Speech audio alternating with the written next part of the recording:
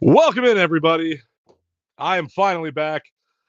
Steve is not here this week, but I do have our friend Dave with me. Dave, welcome in. Hey, 2 weeks in a row for me. This is a new 2 record. weeks in a row for you. This week, we are going to talk about the Bridgestone golf ball. Our friends at Bridgestone, we were at the PGA show a few weeks ago, and Steve, who's not here with us this week, did an interview with Adam, for one of the minds behind the Bridgestone golf ball, and talked to him about their new line. So, Dave, I think we get right into it, and let's send it over to Steve and Adam with Bridgestone. Pass Steve. Hey everybody, it's Steve from the Golfing Dads, and I am here with my favorite people in the world because he knows way more about golf balls than I ever will, or anybody else on our podcast for that matter. And we are with Adam at Bridgestone, home of that mindset technology at Bridgestone golf ball. And you guys saw a while back I did an unboxing video with these new golf balls. And we've got Adam here today to talk about these new golf balls because I know how cool they are, but I don't know anything about the tech. So Adam, what do we got here? Well, what we're looking at is an R&D material discovery. There's a new mantle layer technology, a mantle core integration on the new Tour B. We're launching the new 2026 Tour B, which features this new Velo Surge technology, which is a core mantle integration that's really designed to increase ball speed, but also make the golf ball fly straighter. And we have a good little presentation here of the new technology. On the top here is our previous lighter version of the mantle layer. And then down here at the bottom, what you see this green is the new Velo Surge. And it is a more dense and heavier material layer that's put into the golf ball, which does two things. One, by moving weight to the outside of the golf ball, it's where you impact the club, which adds efficiencies of ball speed and smash factor, so increased ball velocity.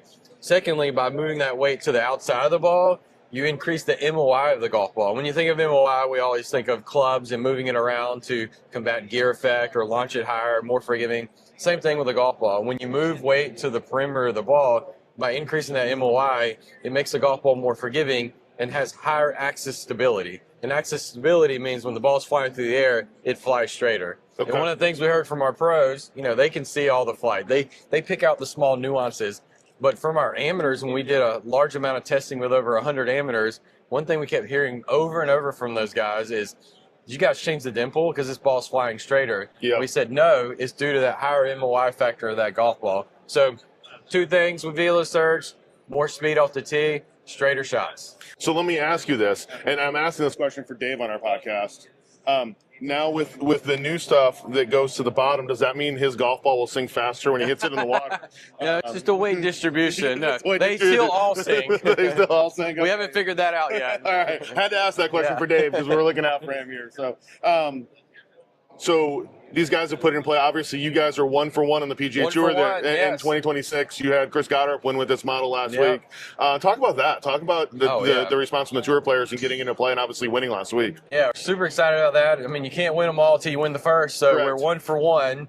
But yeah, Chris it was phenomenal to test with him during that prototyping stage, and he played the VS Black for a few weeks leading up until the Sony. So he was really excited about the performance. And a lot of these guys, tour guys, they're not going to change if it's less than what they have or maybe even equal. It has to feel like an improvement on the previous ball. And what those guys saw, Chris saw a 2.1 increase in ball speed when we did testing with him. And then obviously at Sony, he just played so phenomenal, flighting the ball, shaping it. There was a tee shot I saw him hit.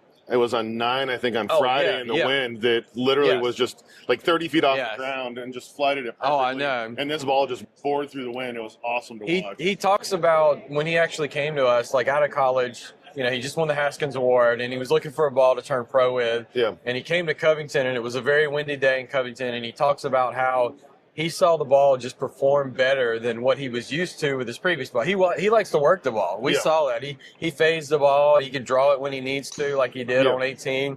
But he likes to work the ball. So he likes to be able to work the ball. He doesn't need it spinning too high or, overcutting, which turns into a slice for most of us. Right. But, he was really excited and good feedback after we talked to him after the round, and he was just so pleased with the performance. And the thing he said was, I don't have to think about the ball. It does what I need. Yeah. I trust it. It's one thing that you can just kind of take away and not have to worry about during your round. You guys have Jason Day, obviously. There were Yes. some gains I heard. We were Yes. talking yesterday on gains on what he did with the golf ball. Right. Obviously, there's the guy standing behind us there in the middle, that Tiger, and he changed a couple years ago to Yes. the BX. Yes, he did switch to the X. Yes. And someone who is that particular in his game, Very. there's the stories of him talking about the lighter driver. Exactly. And they were all the same club heads, and they weighed them more. Yes. And one of them was like half an ounce lighter or something ridiculous. Yeah. How hard is it when you talk to these guys, when especially launching a new ball, to say, hey, we've got this new ball, it's better, it does this, to get them to obviously go and change into that new golf ball? Yeah, the tour guys are very particular. They see the small nuances of things that most of us maybe not see. So when they're doing testing, the ball, they're a lot of times they're comfortable with the way the ball's reacting. Yeah. So they don't want to see outliers. Like when Tiger hits a shot and he looks up, he wants to see it go through a certain window. Yep. And even though it necessarily might not be a negative thing, if he hits a prototype and it's in a different window, for him, that's not right. Right. So it needs to do things that he's used to, launch lower off the irons, and, high launch, low spin off the driver. So when we moved him to the X a few years ago, it wasn't one of those things where, talking to him, I was like, are you sure? Because you love XS. Yeah. You love that spin around the green. So talking with him, I kind of asked him, like, are you sure about X? And he's like, oh, yeah, I've been kind of messing with it. I've been back and forth. Yeah. And, what he's leaning to kind of now is a little more pop off the tee, which is X. Yeah. XS has that spin and control and flightiness around the greens. Yeah. But he talked about that little bit more pop off the tee that X gives him. And that's kind of a lot of our tour guys that gravitate in the X because of the balance. If a player needs more spin, which some of them do, we've got a couple Corn Ferry guys on the XS and one or two tour players. But X is a really balanced golf ball, a good balance of spin around the greens and distance off the tee. Now, on Tuesday here at Demo Day, I did a ball fitting with you guys, and I have gone back and forth between the X and the XS myself. I'm on that cusp. I'm not Tiger swing speed or anywhere near that. Most mortals aren't. But when you look at that, and I found that I actually had better results from the XS ball. Right. Yeah. Only because I was getting a little more pop off the tee. I actually had to spin down. Yes. Because of my golf swing. When you talk about the ball fitting process that you guys do and being fit for a golf ball, can you go into that and why it's so important to find that right golf ball? So we've been doing ball fitting for over 20 years now at Bridgestone. We fit over 4.5 million golfers. So we've really dove into that data from all those years, and we designed the golf ball based on what we see from an R&D perspective. At the end of every year, we throw all that data to our R&D team, and they really dive into it and look. So ball fitting is super important. It's what you use on every shot. Right. Whether you tap in a 2-inch putt or trying to hit a 300-yard drive, it's a ball, it's a piece of equipment that is used on every one. And Tiger has always said it best. It's the most important equipment in his bag. Yeah. And he has said that get the ball right, and then you work backwards from there with everything else. So for the everyday consumer, you kind of described it well. I mean, we don't recommend Tiger's ball to everybody. Right. It might not fit every player. Right. And it's just dependent on your performance, your spin metrics, your launch angle, how you're delivering the club to the ball. We look at all those things and we try to match up a ball that works best for that particular player, not just pass down tour balls to everybody. And your 4 models of balls between the X, the XS, the RXS, and the RX fit every type of golfer at the pro level golf ball, right? Yes, absolutely. We have 2 models that are a little bit softer compression that are designed for swing speeds under 105, and then we have 2 that are designed for swing speeds over 105. So it's basically like Tiger's ball, and then we have the RX that's kind of more designed like Tiger's ball for the everyday player. Nice. Now, I have seen you guys have these Boom It hats here. I do want to get into this. And I remember back in the day, there was a guy named Boom Boom. Yeah. Yeah, you're familiar with him. Yes, I am. So love that guy. What's the deal with the Boom It? When we launched the brand in 2005, we launched a campaign kind of around Fred, and it was Boom It. And when the B330 first came out, Fred was Boom Boom. Yep. So we put Boom It on the ball, and we talked a lot about it. So a little callback to our launch of the Tour B brand or the Bridgestone brand. Oh, that's awesome. That's awesome. Well, Adam, thank you for joining us today. Yes, we really absolutely. appreciate this. Yes, and, thank you so much. Look forward to us talking about not only the mindset technology that we've already covered, Yes. but this new Tour B lineup of golf balls. So thank you. Hey everybody, it's Steve, and I am here with Brady. Brady, thank you for joining us. Come on in here. Let's do some talking. We're going to do a little ball fitting today, and you guys know we're big Bridgestone fans. We're big fans of the mindset. I kind of alternate between the Tour XS and the Tour X, the Tour BX and the Tour XS. So what I want to do, Bridgestone, you're the number one ball fitter. Let's go through a fitting on those two models, see which one's best for me. How's that sound today? Absolutely. Let's do it. Okay. All right. So what do you want to start with? Let's start with the X. Start with the X. See how we look there? Yeah. Let's do that. There you go. Awesome. Tommy, no, you're right by our factory. Yeah. I saw your shirt. All right. Oh, you are? You can talk through what he's doing here. Okay. Oh. All right, let's see here. Sit in the middle cup face. So we did 3,800 spin there, Ooh, that's 136 ball speed, about 12 launch angle, 206 in the air there. So let's hit another one of those. Yeah. That spin rate's a little high on that.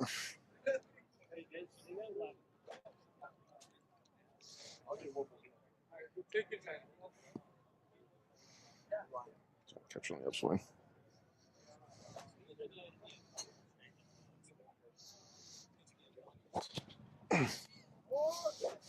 I was there. We get there. We did 138 ball speed, 14.6 launch, 3,600 spin, just a little bit of cut spin, and about 216 in the air.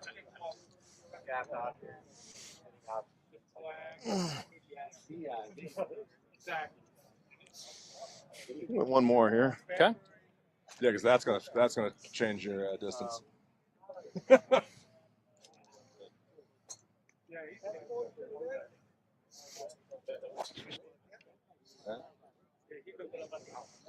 All right, 138, 18.1, a little spinny there. Little spinny. Yeah, we did a little spinny there, about 197. So we want to switch and try XS and see how that feels. Let's see what that does.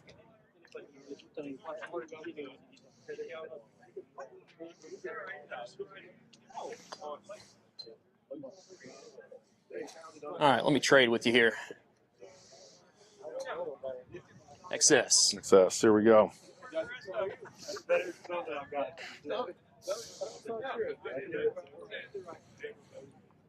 Oh, that's right. Oh, how was it close? That's a good one there. We did about 225 in the air, 140 ball speed, nice high launch, 16.4, 3,200 spin, and just a little cut on it. Spin rate's down. Yep. Yeah, we got that spin rate down.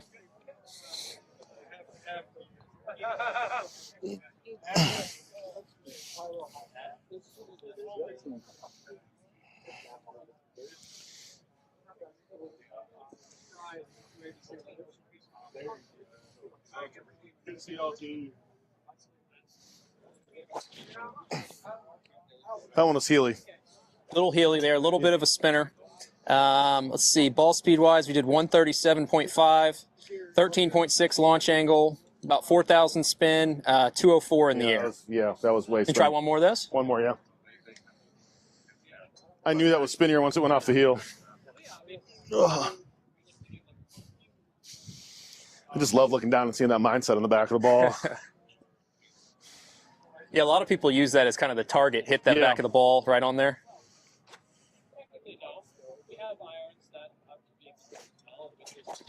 That one wasn't hit that well.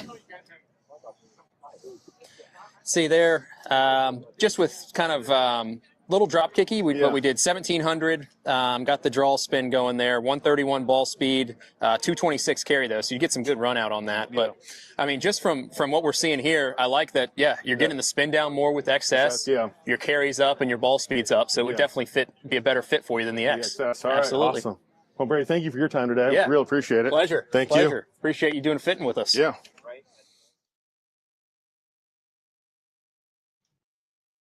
So I do apologize for anyone watching live there. Was a little bit laggy. Don't know. That's just the live internet, why that happened. I will re-release that video on our YouTube and Facebook page so that you can all see the interview with Bridgestone and Adam. Because, Dave, you and I got to try these golf balls out. Mm-hmm. We also got the prototypes sent to us. And I got to say, we've been using the Bridgestone Mindsets. I've been using the B Tour RX model. And this new Velo Surge, I could actually feel the difference when we played on Sunday after the PGA show. Yeah.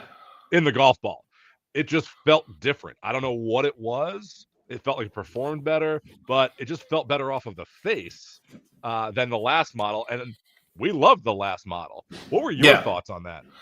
See, and here's the thing. I kind of made the switch last year when they put the mindset on the E series, and I played those E12 straights. But as my golf game got a little bit better because I was playing a little bit more this year, I found myself reverting back to the Tour BRX, which is the ball that we both got fitted for about 2 years ago when we first went down this avenue with Bridgestone. And I've plugged the numbers into their website. And if you haven't had a chance, go to the Bridgestone Golf website. You could do a virtual ball fitting on there. Even if you don't know what your swing speeds is or anything, if say you play the TaylorMade Pro V1 left dash or Titleist Pro V1 left dash or a TaylorMade TP5X, you could put those balls in there on how you play and everything else. And the virtual AI for Bridgestone will give you which one of the Bridgestone balls would be the best fit for you. So you don't actually have to go and get a professional fit. You could do it right on their website as well, too. I will say doing it on their website is you can compare what golf ball you use now, and it'll recommend one for you. But all around with these Bridgestone golf balls, the thing that has been the most impressive for me is just the feel and performance. And that's what you want in a golf ball. And getting fit for the right golf ball, I don't think most people realize that you get fit for clubs, you get fit for like the clothing you wear, the hat you wear, everything. But a lot of people just skip the golf ball. Your shoes. They just think that, every golf ball is the same. It's not. Yeah. I would tell you, between the four lines of the B model, the RX, the RS, the X, and the XS, I've hit all of them, and I like the performance I get out of the RX, and that's what the numbers show. But Steve, who you saw in the interview there, he plays the X, and he likes the performance out of that, and you can see the difference that you have when you're playing a different ball. So getting fit is important, but also this ball, the performance on any of their models will help your game out. So check out BridgestoneGolf.com. All right. There's a lot going on in the golf world this week besides our golf ball. Maybe just a little bit. Just a little bit. Where should we start? I'm going to start with the time finally came. Let's talk about last week. Let's talk about Torrey Pines and the Farmers Insurance Open. Brooks Koepka made his debut. I picked him. So you picked him, Dave. How did you think his performance was for his first week back on the PGA Tour? I didn't think he made the cut. He finished down towards the bottom. But he played well. There I didn't see a whole lot of I spent some time watching T56. Watching his group play. And he's a good golfer that he had an off week is kind of where I'm going to put it at. This is what these guys do for a living, whether you're switching from live to the PGA or going to the DP World Tour or going and playing, out in Asia or the Corn Ferry Tour. You play golf for a living and you tee it up, and maybe there were some nerves there, but Brooks is a consummate professional in everything here. And you go out and you play a golf course, and that's what you do for a living. And I don't think it was a bad round for him. I think he missed a couple putts here and there. He said he wasn't reading the greens very well this week. He was kind of relying on his caddy for all of his green reads. And I just think as he gets back into the normal stream of PGA Tour competition, all that stuff goes away. That's true. And I think you hit the nail on the head there. I think it was getting back into that normal PGA routine. This is kind of what I expected from him this week. I wanted to pick him like you did, but I didn't because I thought that his getting back in his first event on the PGA Tour, there's going to be a lot of pressure there. There's going to be a lot of nerves on his end that I thought might get the better of him. But I thought overall he played well. He made the cut and he performed. So it was what I kind of hoped out of him this week. And I hope we see a little better performance this week at the Waste Management. So, yeah. But congratulations to Justin Rose on his dominant win. I tell you what, the guy goes and gets the first albatross in TGL history, and then goes out and just runs away with the field. But Justin Rose isn't the story that I want to talk about here. About the Torrey Pines? About Torrey Pines. Oh, I know which one you're talking about. We're going to get to that. We're going to get to that, yes. That's next. But I just want to say congratulations to Justin Rose because he had an amazing week. And it's for all of us in our 40s and getting into our 50s. You look at Justin Rose and we can still do it. It just gives us all hope out there. So thank you, Justin Rose, for making it a fun event this week and just running away with the field. It was fun to watch him. There were so many storylines this week. Like I said, Brooks Koepka, Justin Rose doing what he did and kind of having that dominant performance this week in a great field. Yes. Now, but the story that I think caught all of our hearts is a story that caught all of our hearts in the first season of Full Swing, and Joel Damon. Yes. He is. Joel Damon made a great comeback. Every man.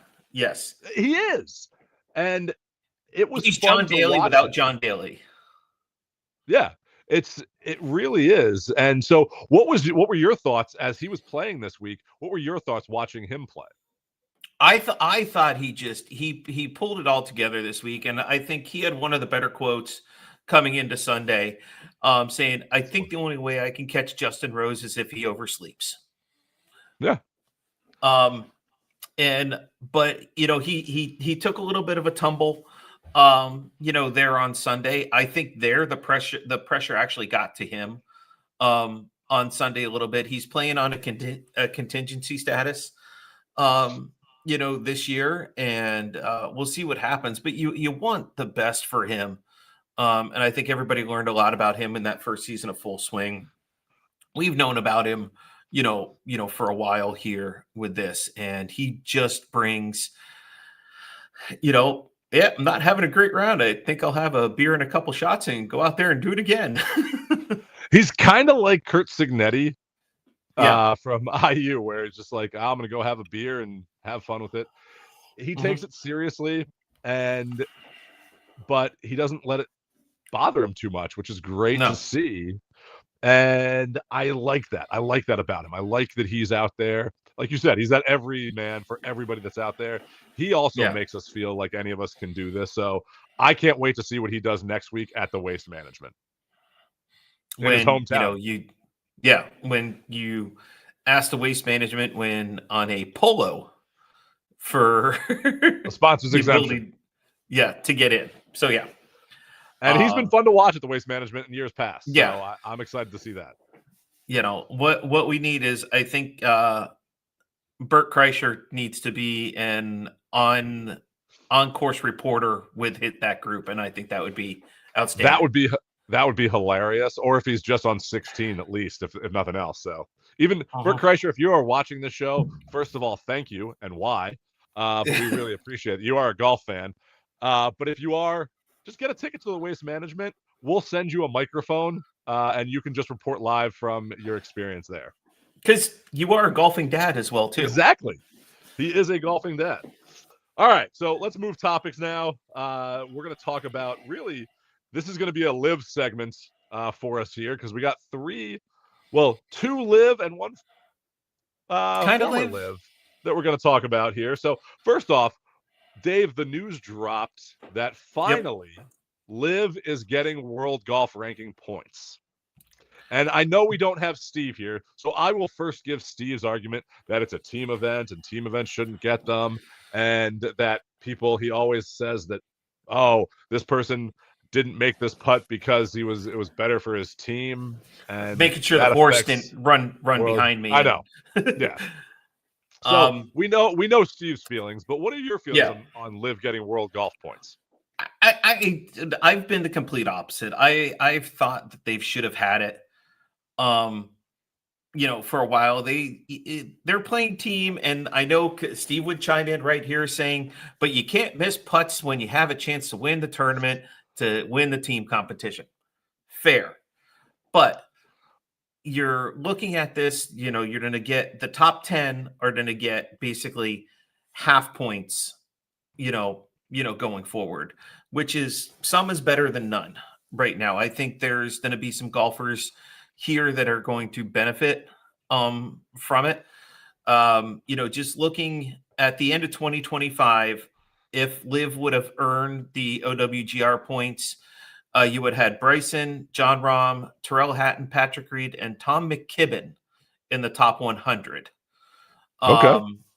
Based on their finishes with Liv and where they finished in PGA major events that they were playing in. So those would have been your Liv golfers. They're making up enough points to be in the top 100. So I think this is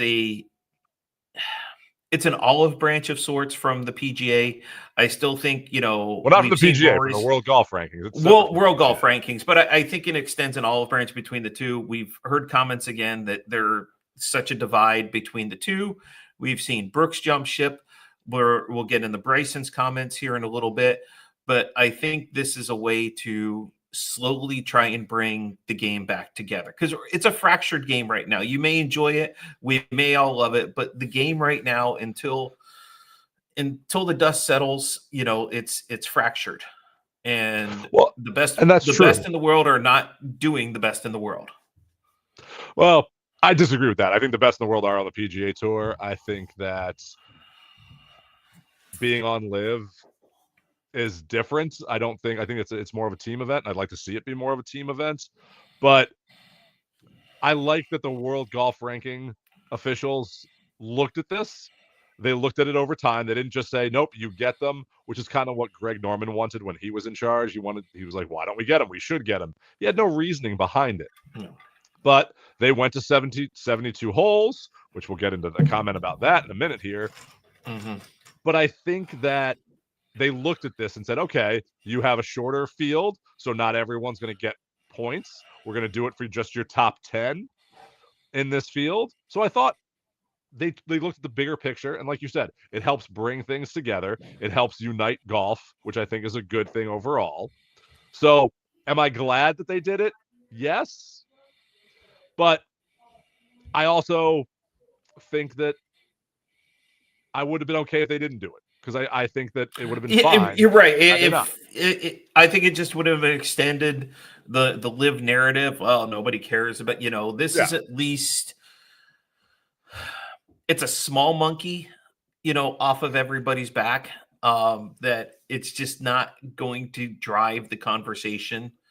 Now, Liv's point is going to be, well, why can't we get more? A cookie is a cookie. Take it and eat it. Yeah, I think they're happy with what they got. I think they're happy that they finally got it. I think they realize where they are. And I think this is a good thing for Liv to help them move forward as an organization, that if this is to become something bigger, that they needed to realize this and move forward from it. So I'm happy for Liv that they can kind of get over this hurdle and move forward with their event. But to do this, they had to make some changes. And one of those changes was they were always going to be 54 holes, but now they have to be 72 holes. So that had to change. And they did that in kind of a way that, like, I think upset some people. And I think the writing on the wall of maybe a lot of people didn't leave just for the money. Bryson DeChambeau, I would say, he left for the money, but he also left because he liked the 52-hole format. or 54 hole format. 54. 54. I subtracted 2. 54 hole format. We're not And good at now math. He's coming and saying that, hey, I'm not so happy about this. He's also hasn't extended a contract. His contract ends at the end of this year. With other people jumping ship, we have Brooks Koepka took the first option, and now Patrick Reed is taking a different avenue because he didn't qualify for that option that Brooks Koepka had. Mm-hmm. But he has an option that we'll get into here in a minute. Bryson's now looking at this, and I think, is he looking for an excuse that, hey, if I was going to play 72 holes, I would have rather stayed on the PGA Tour and played against those people? That's what I'm reading from this? What are you seeing from his comments about not being happy about this? I think it's Bryson is a very polarizing character, and True. we'll call him that. He's a YouTube creator. He's out there, with 3D printed shafts. When he first broke onto the scene, he was modeling Payne Stewart. He was very brash, and we've kind of seen the evolution of Bryson DeChambeau play out really in front of our eyes. I don't think right now he fits the live model, but I also don't think he fits the PGA model right now either. Bryson he's in that area where he wants to be the owner of his own content. He has his YouTube channel, he has all this, and in each direction you're going to go, the PGA is not going to let him do one thing. Live isn't going to let him do one thing. And I think it's a very polarizing dichotomy that is going to change the way we kind of perceive golf moving forward. We've seen the PGA, that extension that they put out there. It's coming. I think they have until the 5th, or was it February 1st? It's like right before. It's like next week. It's coming up before the list. It's coming up. It's this week. They have till tomorrow. So, but I really think if Bryson moves forward, he's going to bring some different things to the table for the PGA that they may not be ready for. Whereas at least with Liv, he already has that established. So it'll be interesting to see, how this moves forward throughout the rest of the year. Well, I think things are coming into focus here a little bit more with the Liv and the PGA Tour. And speaking of coming into focus, if you are looking for focus on the golf course, check out the Nikon line of rangefinders and the Cool Shot Pro 3 stabilizer. This thing locks onto your target. If your hand's shaking, it stabilizes. It's like having a camera that has that shake or shock. I can't talk. But if you are looking for the best rangefinder in the business, check out Nikon rangefinders for all your rangefinder needs.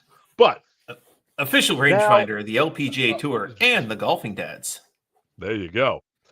But like we're saying with Bryson, I think we have seen the evolution, like you said, of Bryson as a young kid getting on here, thinking he has to be one thing, trying to find a name for himself and going through different phases. Like you said, he had the Payne Stewart phase. Then he became kind of that villain phase for a while with Brooks. But then when they went to Live, that kind of dissolved, and he found his niche on being a YouTube star, being fun, having fun on the golf course. That's where he found a name for himself. And I think you're right. I don't think the PGA Tour is ready for that yet. I think they need to embrace it more because I think they have a lot of great personalities out there that this can help grow the game from a younger aspect, because that's what a lot of younger people are watching.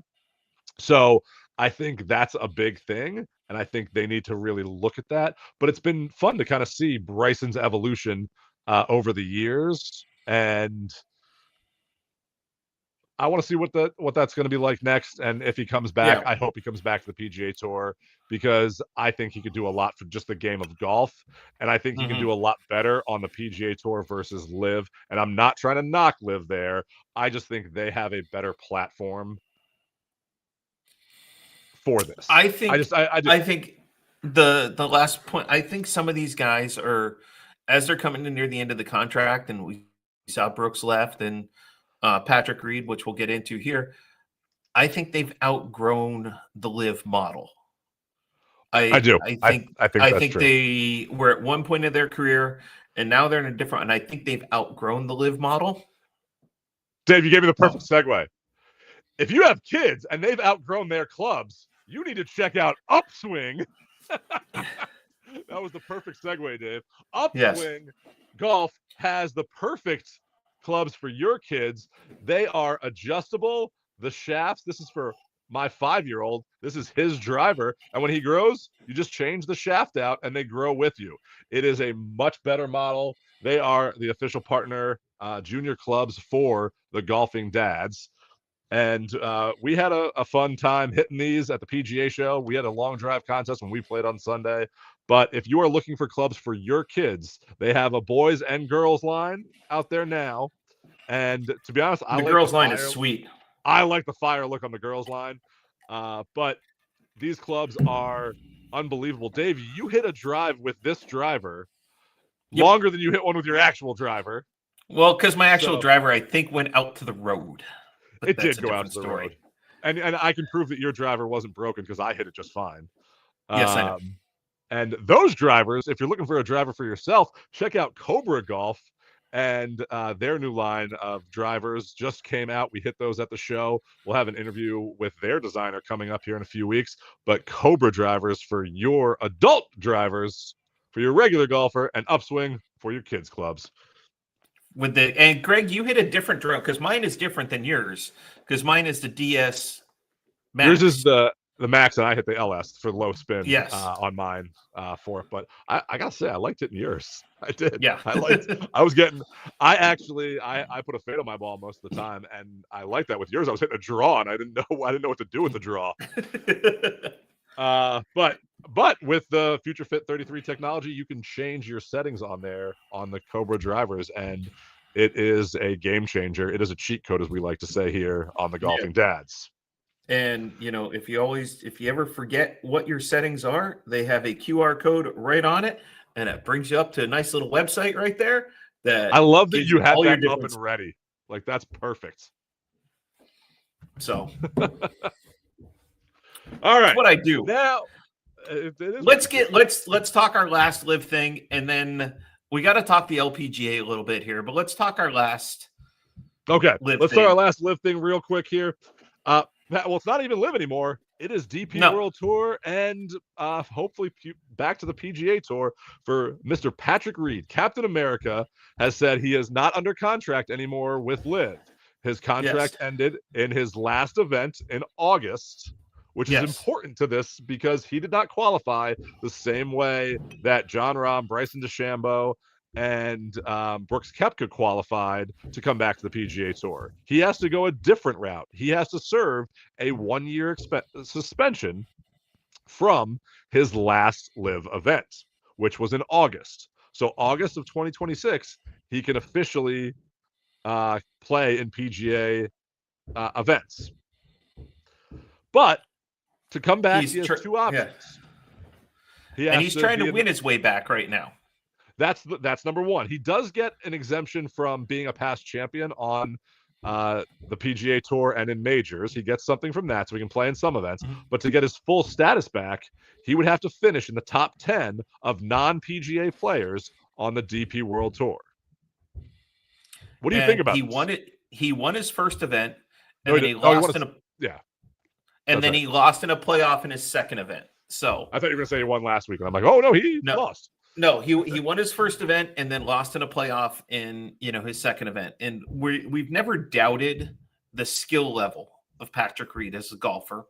We've questioned some of the integrity choices that he has made while on the golf course. But again, I think he's grown up a little bit as well too. It'll be interesting to see. You rewind the clock, 6 years? And I faded out the black here. There we go. You rewind the clock, 3 Ryder Cups ago, and he was Captain America, and everybody loved him. Yeah. So, well, I don't know if everybody loved him. I'm pretty sure the European side didn't love him. the Europeans, but everybody on this side of the pond loved him. That's true. So, Well, I think his ability is there. He's a past Masters champion, so we get to see him play, every year there.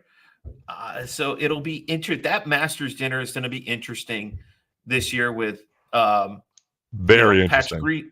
Patrick Reed, with Phil, with John Rahm. Rahm, DeChambeau. Oh, DeChambeau. I was going to say DeChambeau and Brooks aren't there yet. No. So they've won other majors. More so than what it has been in the past when Liv first started. Now that you're seeing guys coming back off of Liv to get back to the tour, I think that dinner just got a little bit more interesting this year. So, Dave, I'm going to ask you this question. With Brooks Koepka coming back, I looked at that as like, oh, I didn't see Brooks really in that Liv model. I didn't think that was for him. So I was like, okay, I think that, yeah, you're coming back. But ever since then, I feel like the cracks are showing. And it has been interesting to see that people that I thought fit the model, like a Bryson DeChambeau, and now Patrick Reed, are saying that, hey, I want to come back to the PGA Tour. Do you think there's something that we're not privy to that is happening on either the Liv negotiations or what their perceptions were when they first signed their contracts to what they are as they're renewing their contracts? Do you think there's something that we're missing, that we're not hearing about, that is driving them almost back to the tour? I think it's the 72 holes. And okay, look, if we're going to play 72 holes, I may as well go back to the tour and do it that way. I think that's where it comes down to, because we'll say the Steve part out loud. They need to figure out what they are, and if they're team golf or they're individual. And I think Patrick Reed wasn't a team captain of his own team, and I think that may have miffed him a little bit there. But I think as Liv is finally coming into their own structure of what they are, I don't think the guys that initially signed up for it are seeing the same vision that Greg Norman brought them in for, where the new management is trying to make it kind of just like all the other golf we're all very used to. Which there's nothing wrong with that. So that's where I think like Norman's model didn't really work. It was a lot of like, hey, we're going to get all this, and he couldn't deliver on what he was promising them. So he gets out, a new CEO comes in, is taking over, making the changes to kind of get them what they wanted, but not in the ways they wanted, I would say. So I agree. I think that we're seeing that writing on the wall with the Liv Tour. So I'll be interested to see what happens. I think after this season, going into 2027, is going to be a very telling time for that.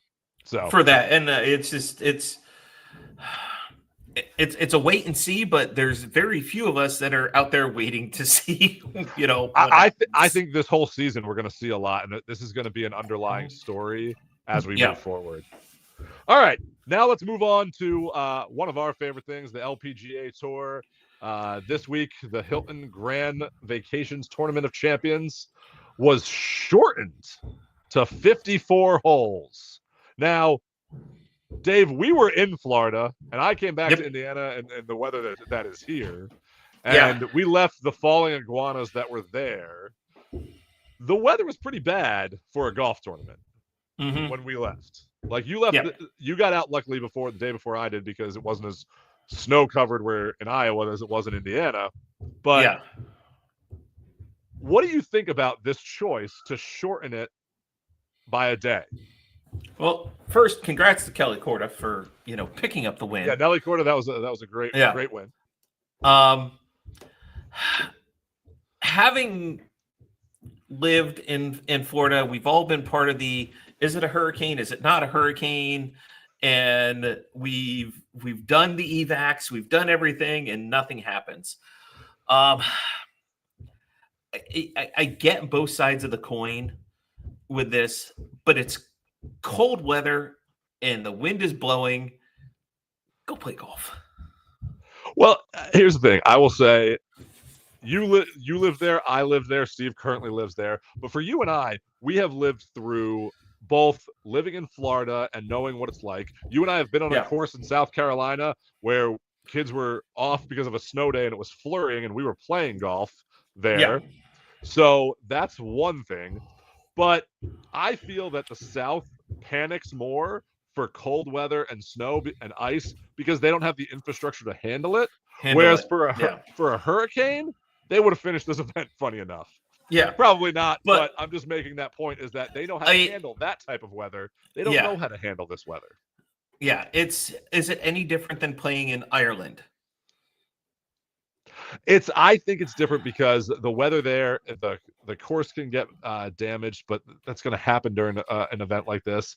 I think it's a tough decision that you have to make. I think the commissioner of the LPGA had to make a tough decision. He made a decision, whether it was right or wrong. It was the right decision in that moment in time. Exactly. And they need to move forward from that. I like that he owned it and that he put out a statement saying, hey, I had to make a decision. I apologize. We will look at it different in the future and we will prepare for this because this was basically something they weren't prepared for. Yeah. They're prepared for like rain and it's obvious, but this is different. Does where they were playing and what that course is to that community, does that factor into the decisions that was made? I think it does. I think he would talk to the course maintenance team there. He would talk to the head pro there. And I think there was a lot of people helping with this decision there. I don't think this is just, hey, it's cold, I'm making this decision because I don't want to be outside. Yeah. But I think they want to have that tournament there in the future. So you don't want to piss off the people that you want to go back to. You want to keep those deals, keep those relationships. So there's a lot of things in place here. And sometimes you have to make these decisions because I have to make decisions here sometimes for the weather and opening and closures of things. And you have to make the decision based on the facts that you have. And the facts that you have seem that it's not safe for people to watch it. It's not safe for the players because they're not prepared for it. So you make a decision. Now, you can make that decision based on a forecast, and then all of a sudden it warms up and it gets great, and then you're looking around like... But you had to go on the facts that you had at the time when you had the fact that they decision. still finished the 9-hole, they did 9 holes of the Pro-Am, of the Am part of it. I think that's really what caught people off guard with it. Yeah. That's one of those things where it's like, okay, we're going to go to this point and then we're going to cut it off. Yeah. So I like that they made the decision, but it was interesting. They live and they learn. Yep, and he came out with it, and there will be more learning to come from this decision across the board. But speaking about being prepared on the golf course, make sure you're checking out golfish.com and you're using code GolfingDads to get 15% off your order for some of the most comfortable golf gear that you will find. Some of the best belts out there. Dave, you got the hoodie on. I love that hoodie. I got one of those as well in gray. It is the softest hoodie I have ever had. It has gone through the washing machine multiple times and has not lost any kind of softness on it. But check out golfish.com for your golfing apparel needs. I'm going to give a shout out to Red Bull. Thank you for putting Pascal Siakam on a Red Bull can. The NBA All-Star there. I want to give a shout out to him. New golfer. He's taken up golf in the last year. So congratulations on your All-Star nod. All right. We got the waste management coming up this week. It is always a party. It is always fun out there. This is an event that I think is glad that it happens one time a year.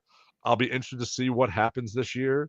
If they cut off alcohol sales, if how many people are arrested or detained. It's always fun videos just watching the crowd run to 16.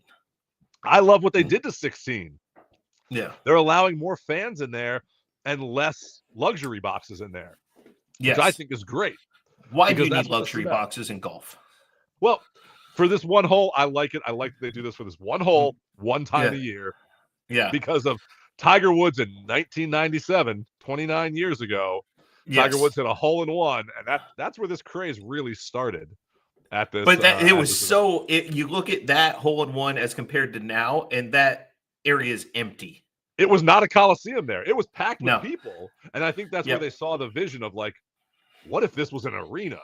Yeah. But I think that shot really changed this and made this one. And I say, why luxury boxes from three guys that enjoy being in luxury boxes getting beverages? We have privileges that we get, so it's really nice. But with that, shout out to our friends that are going this week. Yes. And we can't wait to hear about that experience, Scott. Yes, our friends at Desert Fox are going this week, so we can't wait to hear about that. All right, Dave, it is time for our picks this week. I almost went 3 for 3. I thought about you almost did, and I didn't. I went with somebody else, so I'm going back to my gut this week when I make my pick. But Dave, you have the first pick this week because no one picked the winner, even though we did it 2 weeks in a row. I could have had a third week, but Dave, who are you going with? You know, I was almost going to take our buddy Chris, but I'm not going to do that. Oh, Chris, right there. Boom. Yeah, you're not taking Mr. Goddard. Okay, I'm not taking Mr. Goddard. I am taking Scotty. Of course you are. Of course you're taking Scotty Scheffler. Why wouldn't you take Scotty Scheffler? Why wouldn't you take Scotty Scheffler? So I am going to go with a fellow Bridgestone golfer. He wears some unique hats. He is from across the pond, and Mr. Harry Hall. Ooh. I'm taking this week. He has played well the first 2 events this year. I think this could be a good event for him moving forward. So I'm going Harry Hall this week at the Waste Harry Hall event. coming in at 53-1. Okay, right now. Scotty at 2.25 to 1. I mean, Scotty's you should have to pay more to bet on Scotty. Yes. So Steve sent us 2 picks, and we didn't take either of them. Should we go with the one that's getting the better odds? We should go with the one that he put first. Okay. So he's taking Victor Hovland. Yep. Who's coming in right now at 37 to 1. Okay. I think that's a good pick. For the sake, we talked about him. Brooks Koepka has some better odds this week. He's coming in at 32. Xander, who missed the cut last week at 19. Cameron Young at 24. Hideki at 25. Goddard at 36. Harris English at 40. Sahith at 45. Jordan Spieth at 54. I'm trying to find our buddy Joel, and he is 185 to 1. Hey, if he plays like he did last week and he has played well at this tournament before, I think that's a good odds with him. So yes, so there you got it. It's Phoenix is always a great time with the Super Bowl being there in San Francisco. We're just gonna move from one to the next. I will give you my favorite Super Bowl prop bet so far that I've seen right now. Over under 2.5 people throwing a pass. 2.5 people throwing a pass.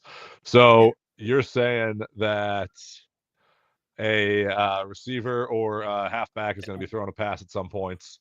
Yes. With both these teams, actually, if it was different teams, I might think it's better odds. With this, there's already been footage of Cooper Kupp throwing passes, but the most interesting prop bet out there, and I've seen the Marshawn Lynch reaction to this, is will Seattle attempt a pass from the 1 yard line?